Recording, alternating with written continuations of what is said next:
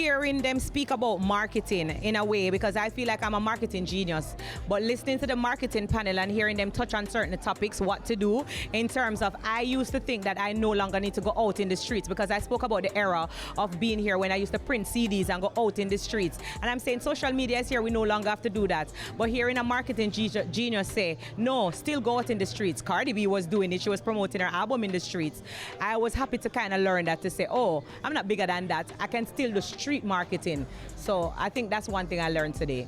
So I saw you hanging out with Babsy. Is there going to be a school tour? Are you going to be readmitted to the fold? You never know, because, Babsy is one of them that will pick up the phone and call you and work the issue out. So you never know, maybe the school tour will come.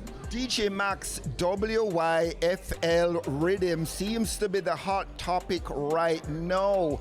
What's your takeaway from it? I would say it's rejuvenating the dancehall space. Why? Because how long ago we haven't had a dancehall rhythm that is a juggling, that has brought back so many artists to come together. So for this one, I just dropped a song on it called Clean and Fresh. I have to big up DJ Mac and Crash Dummy, because it's like seeing the evolution. Vybz Kartel is on the same rhythm with Mavado. How many years we haven't seen that? I feel like he's definitely doing something big for dancehall, and it's very impactful. So I have to big up DJ Mac and Crash Dummy for the WYFL rhythm there. By the way, you like the idea of the King and the Royals?